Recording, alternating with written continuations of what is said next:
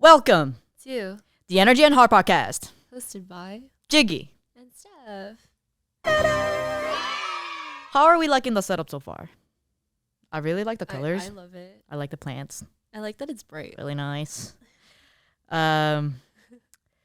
Today, I think this is a pretty cool topic. I think it's very interesting. I think that y'all think that just because we're besties, that we're like match made in heaven when it comes to working together, doing projects together, this podcast together, supporting each other in each other's businesses. Like, I think y'all think that just because we're besties, we live in the same building, like all of these things aligning, that like these things just happen naturally. Like, we just like naturally work so well together and all of this. But like, the fact of the matter is that is not true. Yeah. We are able to be in the position that we are now because, believe it or not, dun dun dun, there were times when we didn't see eye to eye on things, or we were really frustrated with each other. But I think that we were able to come to where we are now because of a lot of communicating in so many different ways, a lot of reflecting and being honest and direct, but also having compassion and understanding that we're in this together. But I also want y'all to also understand that like this communication didn't start because of RBTL either. I don't know if a lot of you know that like she and I started working together at her former business before we ever met Norman. So while we did have certain levels of communication, like I don't want y'all to think like this worked out because we had RBTL. That's also not true. Yeah. We were regular people just like you. So yeah, that's kind of what we want to talk about today, as well as just like what it takes to just kind of work with our partners as well, and with friends. And I don't want y'all to think that like you have to meet the one, because I think a lot of people dream of having a team of their friends as well, but they hear that it's so hard and it might be impossible, so y'all don't even want to touch it. And also, how do you separate friendship and like taking things personally versus like understanding that what is business. So There's definitely risks, I think, and that's what people are trying to avoid, right? Is like it's risky when you work with a friend because your friendship may also feel like it's on the line. And it takes a certain level of there's a lot of intricacies with navigating both a professional and personal relationship. And I think we can start off with our own commentary about how it's like to like work with each other. Then Jiggy and I will also share what it's like to work with our partners, which is totally different. Same but different kind of energy. So yeah, I do think though what you said is correct in that, or I do think that just because you're besties does not mean you should automatically think about working with each other. Right. I think what worked out about Jiggy and I's working relationship is that, first of all, we do have aligned core values. So that does matter when you're thinking about working with someone. Probably most important. Yeah. I think we've gone this far because we've had ultimately like aligned core values. But I think what was really good about our relationship is that it was pretty lower stakes like at the beginning, in the sense that like I think it was never like let's work on this forever. It was just kind of like a, hey, like I see something in you, like let's sort of like collab in one sense. So Jiggy was one of the facilitators for coaches actually for my first venture. And so I thought that was like more of, it's not like, oh my God, me and you are like building a whole podcast together, like quite yet. Right. It was just more of like a, hey, like I see something like that's really cool, a skill set that you have, like you are really incredible at it. Like we have something that aligns with what you might be interested in. And so I think that was, I think a part of why it works was because it felt a little bit lower stakes. And what is your take on that? Like, do you feel like that was accurate? Right. Yeah, like I think that we were able to like get to know each other still, and like testing things out, and it's like, oh, how does Steph prefer to communicate? How does she prefer to get things done? If something is in the works, is she the kind of person who wants to be updated every single way until something's complete, or she trusts me to get something done and then just let her know when it's done? Like, these are all details that you have to pay attention to. What kind of leader is she? And like, yeah, I think that it was low stakes enough to be able to just understand each other. Like, we had time to understand each other and learn about each other and the working styles. Like, friendship is what it is, but working together, are we meshing? And as an individual, how does she prefer to do things and operate? Yeah. So yeah. And like a test run. If we were to say like practically what you should do if you're gonna work with your bestie, is actually to start small and like work from there. Yeah. Because there's a lot that you learn when you start to work with each other. And also like the starting low stakes like that enables you to then decide like, okay, let's it's kind of like if you're like dating somebody, like this is very much you're just testing it out, right? And then you're just like, oh, okay, like first date was good, like let's like keep going, right? And so it's this similar concept, I think. And like it's also different when like let's say like Jiggy's working with me like on a project versus like when I'm working with Jiggy like on a project, because like we have different expectations for how we would like things to go and how we would like things to move. Yeah. I'm starting to think that like this is truly, if you want to look at it this way, it's like before you become a parent with like make a baby and birth a baby and raise a baby with your partner, it's like babysit somebody else's baby first, like have a dog first, like see how you communicate. And what's actually randomly coming up for me is when I was first coming out with my vulnerability as dope t-shirt, the person who helped me was my best friend, yes, but also we worked together, like literally professionally. That's how we met. Sid, new character. But yeah, Sid, we met at work, and that's how we became besties. We were roommates as well, but she helped me like organize everybody's names, addresses. I knew she could fold t-shirts because we were working in online retail together. So like we already knew how we operate, whose weaknesses and strengths are which, and we just automatically knew how to work together. Yeah, that just like randomly came out to my mind. But that was like such low stakes, but like knowing how to support each other and operate together towards a common goal, that was really helpful. Yeah. But then between me and Steph, once RBTL, like she started off not before RBTL was RBTL. It was called what? Relational intelligence with Norman.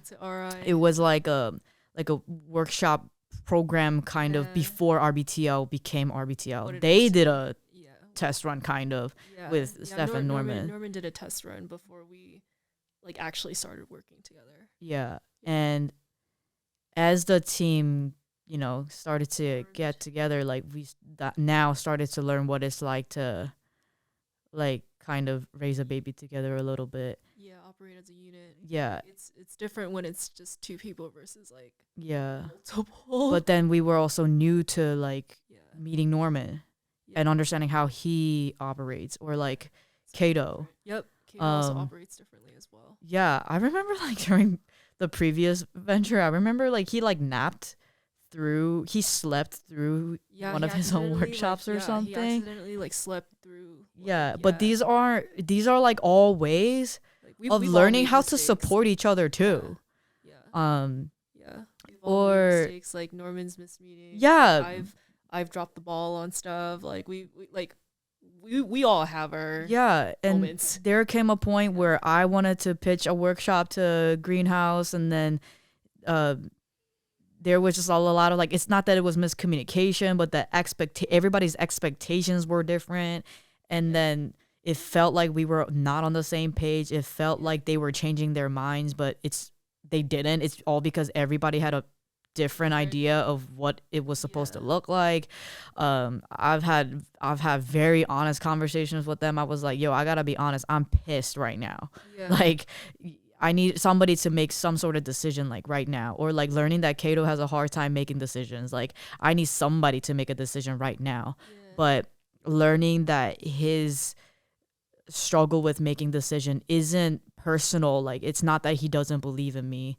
It's just him needing support in making decisions, and like learning about that too.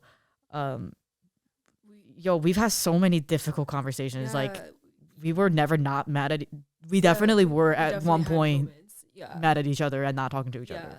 And I think like with those situations when you're first starting, it's like you're still learning how to work with each other, and also like who's leading what.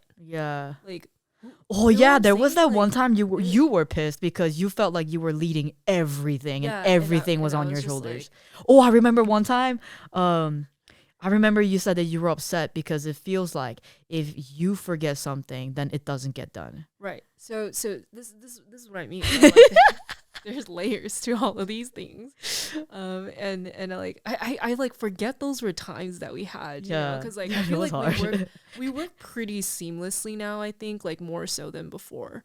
Like I think that there are still like hiccups here and there, but for the most part, like I understand what you're looking for. I think we also have changing, like we're changing too. I think as like leaders, I think we're also evolving. Also that was during the pandemic, and so we were all learning like how we perform working from home. There was also that one time where the California fires were so bad that the sky was orange, and I remember literally telling the team, I was like, guys, I can't work today because the sky being orange is so confusing to me. I can't tell what time of day it is. It's like messing with my head. I can't work today. There are lots of things. What the freak? Oh my god, what a weird time. And so I think like this is a great time to like we talked about like low stakes with like, you know, you with my projects, but I mean I think it'd be cool if like you talk about how it's like having me work with yours, like because that was like new territory. I think like for me to enter like your world and be trusted in supporting you and what you're doing. Yeah, I think with my business, there's a huge mutual understanding, and I think this is where also communication is really important. But how she got brought onto my business is that like there was this one potential client, and I didn't want to take the call myself because I was ready to transition into like being the speaker and speaker only, and not being the point of contact for speaking gigs. And Steph also has a way of like, I don't want to call it sales, even though it is sales, but like just interacting with people, helping them feel seen in their needs, and like aligning with whether or not I'm a great fit for them, if they're a great fit for me as a client. And she has such a background in this that like she just does this so naturally and masterfully. And I was just like, yo, this comes easier to you than it does for me. Can you do this? And she was down. And it went really well, and it just like kind of one thing led to another, and now that's like what she is doing for my business, but more. And it's not like it's just hopping on one call. It's the follow-up. It's the prepping for the call. It's the call. It's after the call, and then another call after that, and the emails in between, and then communicating what's being said to me, or communicating the meeting to me, but then like also dissecting with me what truly is the need here, and can we meet it, and how can we execute this together, and then all of the logistics after that, and like until the completion of the event. And now it becomes more than just taking on calls, and there comes a point where I start to feel bad because you're so good at this, and I pay her too. I do. And at the same time, it's like it's doing that on top of RBTL stuff. And I never, as a best friend, like this is also the struggle. Like as a friend, Yeah. I never want to be a burden to her. I never want to, I know what's going on in her life as a bestie. Like I know it. And so why would I want to add more to that? But then she's over here working on her boundaries, her burnout, her bandwidth, like all of those things, and keeps telling me that it's okay that she takes on these things. But as a friend, I'm like, I don't know, like it feels a little but as like with my business, I'm like, but it makes so much sense. Like, I don't know. And so we did also have to have those conversations multiple times, and we do a lot of check-ins because there are times when RBTL took up so much Yeah. of her heart. And there were times when I really felt like I was almost disrespecting myself if I were as a friend, if I were to be okay with her continuing to take on my calls, to a point where we also had to revisit like, okay, happy new year, boom boom, how involved do you want to be with my business this year? But then like throughout time, bandwidth is changing, expectations are also changing, and like the willingness is also changing. And then she's like, I believe in you more and more and more. And I'm like, but your bandwidth. Oh no. Like there was just, but again, the theme here is like, again, like open communication. And although it could kind of seem exhausting, like how much communication it takes, how much check-in and reflecting it takes, how much like boundary set, revisiting boundaries, respecting boundaries. I remember when she came up with like her working hours, Yeah. and then in a month or two, where did it go? You know, I remember one time she wrote on the Slack, like she wrote her working hours for the team. I was so excited to write it down and post it, and I put it up. But one day the sticky note fell. Like I don't know. Like maybe it's a metaphor. I don't know. And then it's also about like, well, she's going on vacation and taking a break from RBTL. Does that mean that she's also taking a break from helping me too? Because then I'm not going to feel comfortable with her taking a call during her vacation. Yeah. Like there is so much communication, and again, it's like it is hard. It's a lot to keep up with. But at the end of the day, I think that we have like a common willingness to be in this together. Dude, kudos to us. Like I wasn't until we like talked about this that I'm just like, actually we have gone through a lot of shit. Like Also, like our dog I walks, see. they're like practically meetings. Okay, not all of them anymore. They're like, not, but we do. they're like meetings, like, venting sessions, yeah, they're all the things. diaries. Yeah. Yeah. You know, I I'm so grateful. I don't know if I've explicitly ever told you this, but like I'm very grateful that you have looked out for me the entire time we've been working together, cuz like in that way you're an incredible collaborator and like manager in a lot of ways. Because like there are some days that I didn't even know because I was still going through my journey of like setting upholding boundaries, and sometimes like I was still not calibrating properly. So like you checking in with me made me actually think like, okay, like maybe I should actually think about that. So sometimes you were seeing things that I couldn't see, you know? And I think in the same sort of wavelength, I was thinking about the times when I was checking in with you, like, are you gonna do this call for RBTL while you're in Korea? Like, Oh yeah. Oh my I was god. like, what are you doing, dude? Like I legit was just like, what are you doing? Yeah. Like, and you know, like we've seen each other, I think, through all the interesting decisions we've both made. Yeah. I think, and you know, we're both simultaneously learning to be better. But I think at the same time, we have it's like we've looked out for each other, and I think in looking out for each other, we hold a mirror up as to like what we still need to learn and be better at. So Yeah. I think like something that I'm so grateful about our working culture yeah, is that, you know, I think something I hear a lot about corporate people is like, even if they have unlimited PTO, they feel the guilt and shame of taking it.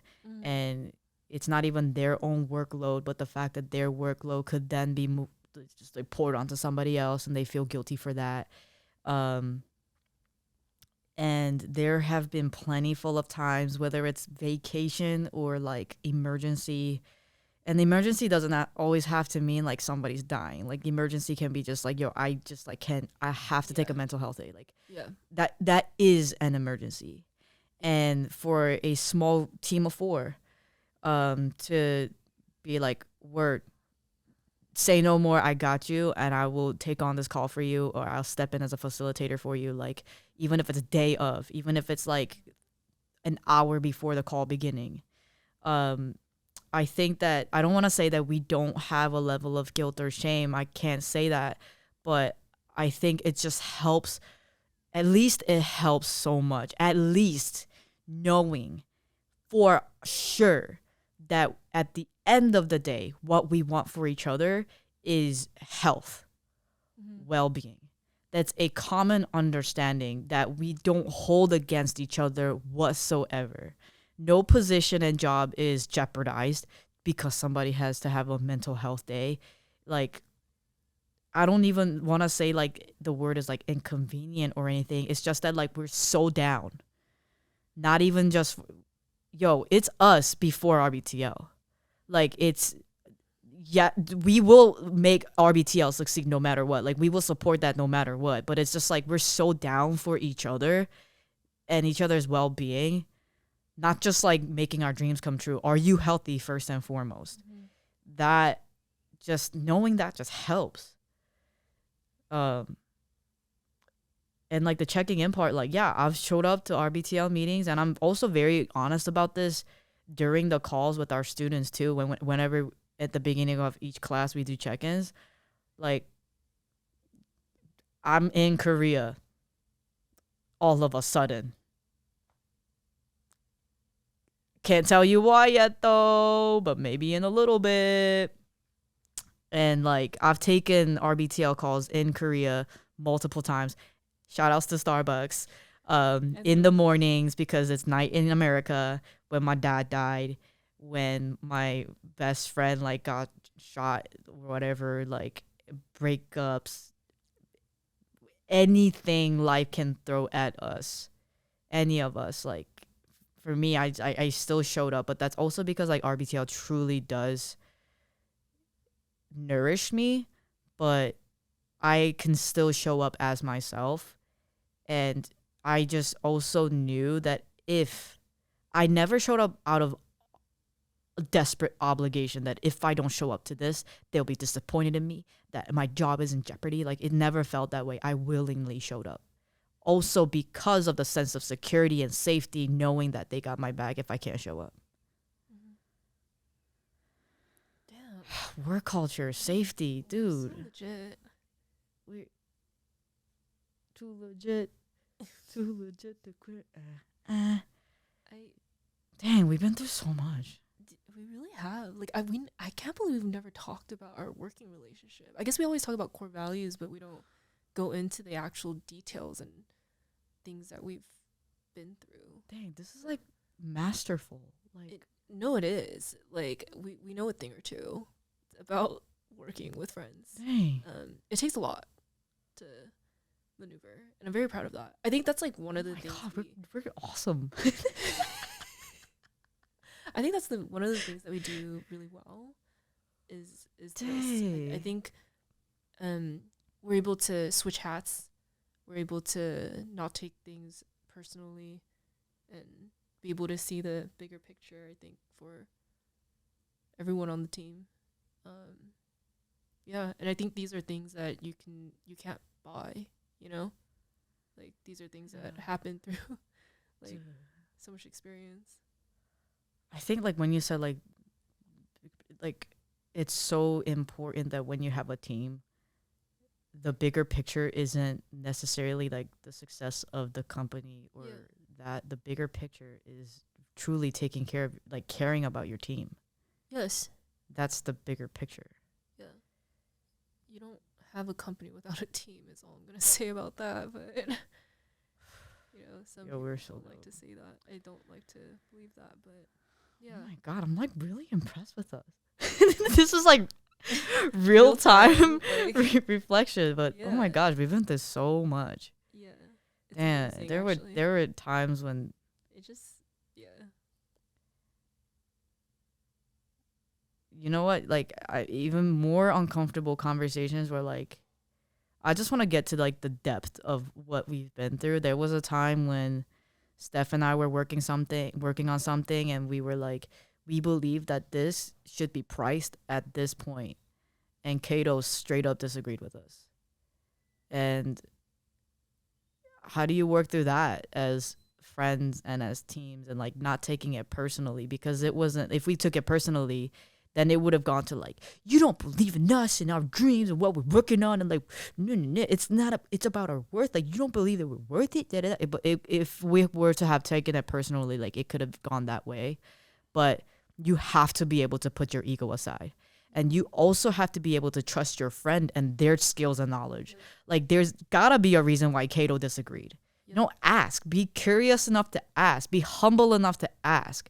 Like, they might know stuff that, I think what's trippy about friendship, and especially best friends, is that like, even though we're all best friends, have you ever heard this where like, we're besties, but I have no idea what you do for a living? Oh, I've And heard that. Yeah. it's the concept that there's a part of our best friends that we don't actually know, Yeah. but they're actually really masterfully skilled at that thing, and they're brilliant at it. Yeah. And their 2 cents, their advice, their thoughts aren't coming out of like their butt. It's coming out of their experience. And you have to be able to honor that and respect that, and see them not just as your best friends, but as an expert at their field, which is another very odd place to go. Yeah. But it's this like new sense of level of respect that you have for that friend too. Dude, there's so many layers to this. But yeah, we had to like go through those conversations too. Like, so many uncomfortable situations. But I think that we navigated, and we also honored each other's emotions like really well. Yeah. I think that there were also times when we were just like legitimately really concerned for the other person's health, because of like, okay, with relationships too. Yeah. Like, how do you show up for work, but also knowing that we might be going through hardships in our relationships? Yep. And still having some level of expectation, like, we still have work to do, and Yeah. you kind of still have to show up. Yeah. You just have to be accountable. Yeah. Wow. Right. It's kind of blowing my mind, honestly. No wonder people are scared. No, No no, no, wonder like, not it's everyone can valid. do this. It is valid what people Yeah. are nervous about, and it is very possible if you have the communication skills. Yeah. Yeah. Yeah. Do we want to get into talking about working with our partners? How are you feeling about that? Because like this is pretty cool. Like, I mean, it's a similar. Mine, I thing. think, is like a lot simpler than yours, so I can start it off. Okay, cool. Well, Yeah. I haven't like shared who my partner is, and like, if you know, you know. And I'm not really like ready to dive into that yet, but my experience working with my partner so far has been just one experience so far. And that's because she has a boundary, and I completely support and understand the boundary. And she has her own nonprofit that is, a big name, and it's her baby, and I never want to overstep it. When we first started dating, I said, I need you to understand, like, I'm here to date you. I love you. I'm not here to use you nor your resources and your network. Like, I don't ever want to make that a thing ever. Like, I don't ever want you to feel like I want something from you. I don't ever want you to feel like I'm dating you because I have this hidden agenda. Like, I'm here to support you and your goals and dreams and your nonprofit. However I can show up and help, I will do so. And so far, the consistent ways that I've been supporting her is like, whether it's emotional support, or just like physically, like going to all of her events, helping set up, helping run around, whatever it is that I can help her with. I'm just kind of there to support her. And through that collaborating, when it comes to legitimate collaboration, we've had to have the conversation.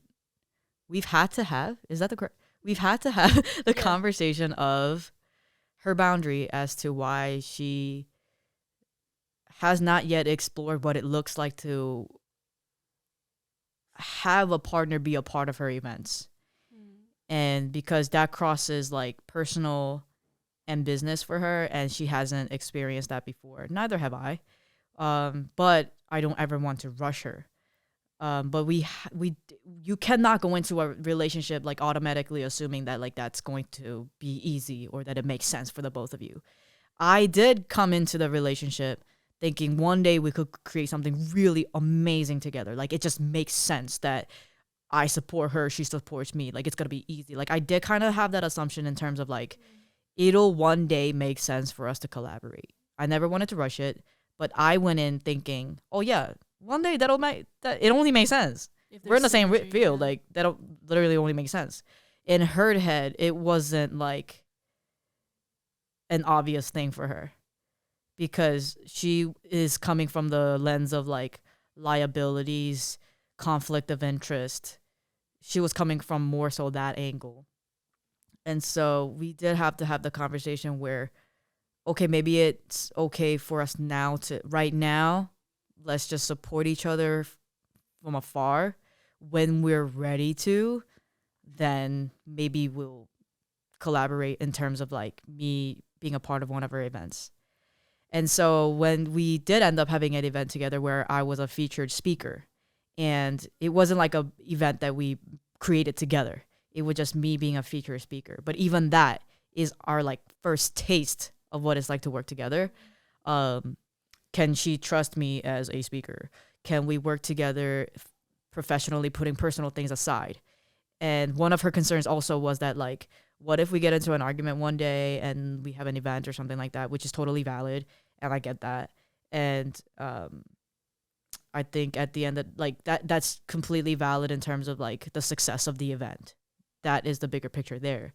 And so this was like our taste test, and I think it went really well.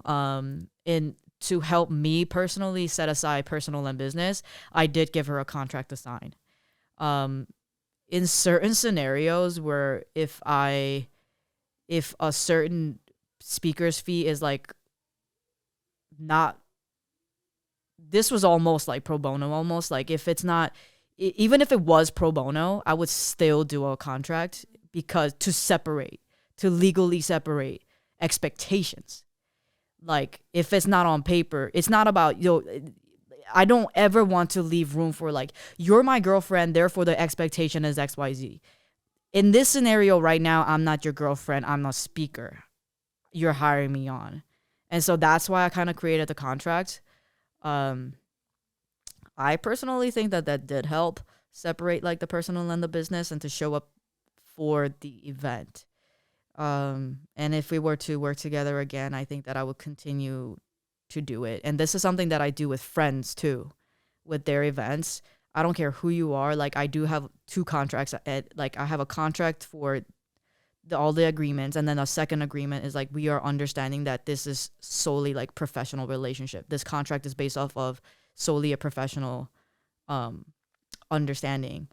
And it's also like not just me speaking, but when I'm coaching, if the client happens to be a friend, they're understanding that in this moment during our coaching session, you are a client. This is a coach client relationship. This is not a friend to friend. And if we come to a point of the call where we want to start like gossiping or something like that, then I make it clear. Are you feeling complete with this session because our time is almost up? Are you feeling clear? Like, are we going into friend mode?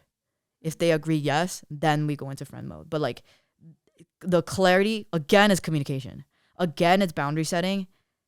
Again, it might seem extra, but it's always going to be necessary. Like I would rather over communicate than under communicate. That's me. I love it. Turning over to you. Yeah. I think my so let me backtrack to Kano and I have actually worked together ever since my first venture too. So back in 2018, he was the first coach basically that we brought onto the team that was outside me and my ex business partner. And it's been interesting because I knew like when we started working together, we were not that we didn't have the I think knowledge and awareness of each other that we do now, because this is 2018, so I was like 24, 25. And when we first started working together, it was purely out of like passion. Like I knew like he loved this work, I love this work. Let's just do it. And so I think at that time I didn't know there was such thing as like figuring things out like this, and chatting with people about contract. Like it was just not in my realm of understanding at the time. So but even though I didn't have that knowledge, Kato and I had always had a pretty intuitive way of working with each other. So there's always been synergy from the very beginning. But I think we've learned a lot through working together on that, working together on RBTL. And it was only in this past year that we started exploring like what would it look like to do a project together. And the reason why is because through the years he's gotten to know how I work, and he was actually scared about it. Like, because he was just like, you're really intense about the way that you do things. Yeah. And he was just like, I don't want to get burned, and I don't want to put our relationship on the line, and I don't want to risk our relationship if like you somehow aren't able to separate the two. Yeah. And so, I mean, I'm not a lie. I do have high expectations. I do like. I mean, we're literally a team of high performers. Like that's just how it is.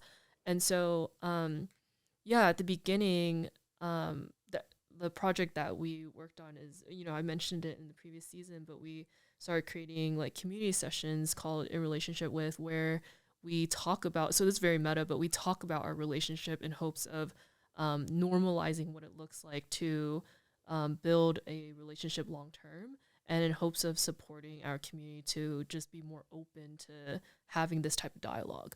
So pure passion project that we both enjoyed.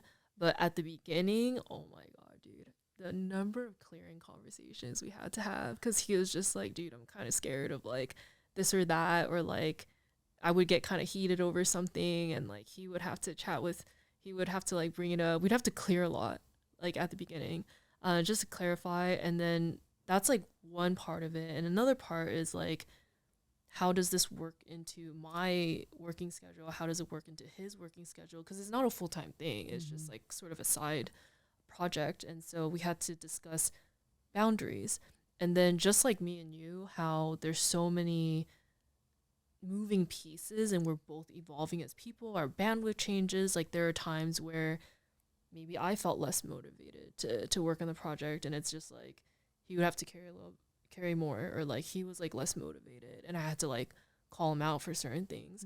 And so we've done a lot over the past year, but because we literally dropped this like last year, July 21st.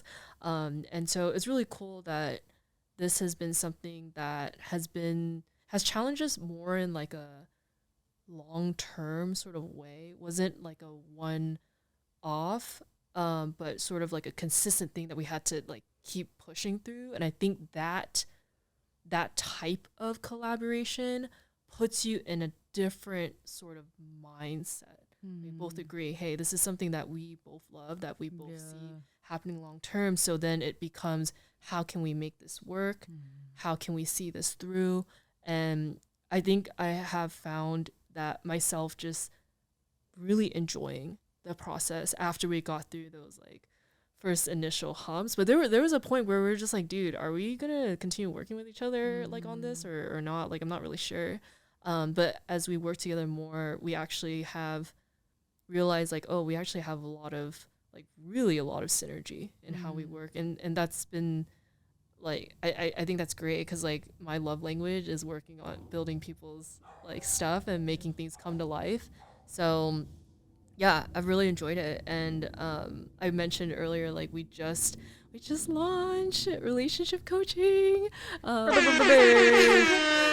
that's something that like we did not, like we weren't sure. We had an inkling like maybe that's where we would go, but we never like said like, hey, like next year or something. We didn't set a goal. We just allowed it naturally, I think, to happen. And I think that type of like not putting pressure on it actually really, it's a different way of working. and actually made it a lot easier and better for the both of us to actually just allow that. And so there's a lot to learn, at least for me, not just about our working relationship, but how this being a side thing versus a full-time thing actually really enables this space for us to sort of shift and enable it to evolve naturally. And that's something I'm taking away with, like, when you don't put all your energy and you don't like get so caught up in like I have to reach this goal, it just feels so much better in my body to know like, okay, this feels like the right timing. I didn't put a timeline on it. I just let it happen. And so that was a really cool like byproduct, I think, of working together in this way. Yeah. So yeah, loved it. Even though it's hard, Mm-hmm. it's so worth it. And like what I've always really loved watching couples create something together and like let that thing impact the world. For example, in college at Penn State, Dr. Sam Richards and his wife, Laurie, they would do lectures together sometimes, or they both founded World in Conversation together. And yo, the synergy between them, the way that you could just tell that they're having like, it's as if like watching them work together is like another way of them falling in love. Or when you see like Jay-Z and Beyonce on stage together, like they're both doing exactly what they love and doing it with the person they love, and then just like impacting the world in their own way. I just always really love that. And this is no pressure to my partner, assuming that you're watching this. But I look forward to the day that we do get to create kind of something together. And I think that both of our hearts can contribute something really great to the world. And I'm excited for that. I mean, like, I'm sure it's going to be really freaking hard. I'm sure it's going to be exhausting, but I think it'll be. But what if it wasn't? Okay, then what if it wasn't? What if it was easy? What if it was easy? But like, whatever it is, I'm looking forward to it. If it does happen, no pressure. But if it does happen, I think that it'll be like another baby that we have together, Yeah. How insane for two people who were born in opposite, like, such different places of the world, grow up in this earth, and then somehow are brought together, and then they create something that can impact the entire world together. Like, that is so freaking insane. Yeah. Whoa. Yeah. I think about how all of these collaborations and connections and stuff are truly miracles. Like, yeah, I never want to work with people that I don't respect and care for. Like, that's like one of the things that I've been thinking about a lot. Is just like how much I've enjoyed and how much, like, man, if I'm gonna be exposed to people who know me so deeply, who are gonna work so closely with me, like, I'm giving such a big part of myself, like, to these people, and they're giving such a big part of themselves to me, and I see that as pretty serious thing, honestly, and I don't take that lightly, and that's something that I think I feel very grateful to have experienced in my 20s, like, which is, in my opinion, like, early on, and feel excited to continue to foster, because that's something that's just like, you don't get to experience this in, like, on an average day. Yeah. And I never want to lose sight of my gratitude for being able to do that. Yeah. I never want to work with people who don't respect my boundaries. Yeah. Somehow that's become the takeaway. But so what are the takeaways from this one? that is just like, it shouldn't be hard. Doesn't have to be hard. Okay, point number 1, it doesn't have to be hard. Point number 2 is that it shouldn't be hard to have your boundaries respected. Yeah. Like, it's not supposed to be hard. You don't have to over explain yourself. You shouldn't be afraid to, okay, new character, Cassandra Lana. I went to her collective rest workshop yesterday for this corporate company, and something that she said was like, it's not that people don't know how to rest. It's not that people don't know what they need. It like in terms of like a workplace, for example. It's just that like they don't feel safe enough to be able to rest. Mm-hmm. And that's true for everybody. Like everybody's afraid to, the guilt and the shame and all of that, like from PTO or whatever, like it's being afraid of something. It's like losing the possibility of losing your job. Therefore, you have to show up because your hours count and how you show up counts. It's like, how could that ever bring anybody ease into resting? Mm-hmm. Like, it shouldn't be hard to have to advocate for your boundaries and your needs. Yeah. If your workplace doesn't do that, but I'm just saying. Yeah, I think we're all trying to move towards a world where our needs are respected in that way. Yeah, and that that's true for like anything, not just workplaces, but anything. Like anybody in your life should be respecting your boundaries without you having to explain yourself. Yeah. And I think we've mentioned this in a previous one, but because we didn't get to experience it in the workplaces that we have been a part of, that's why we create it. Mm-hmm.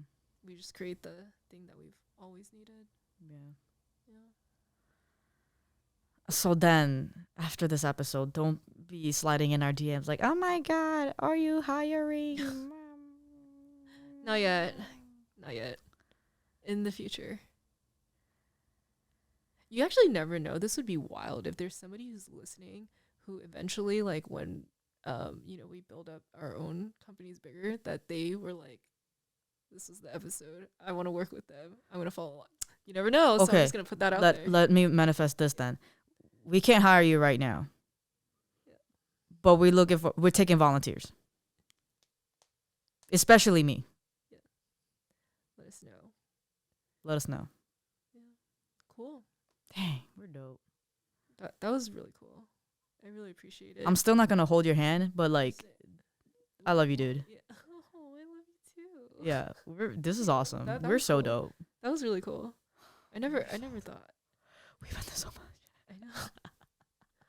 That was really cool. I really enjoyed that. I feel like we just keep saying, that was really cool. Because it's still setting in. Yeah. Yeah. All right. Thanks for tuning in. See y'all next time. Bye.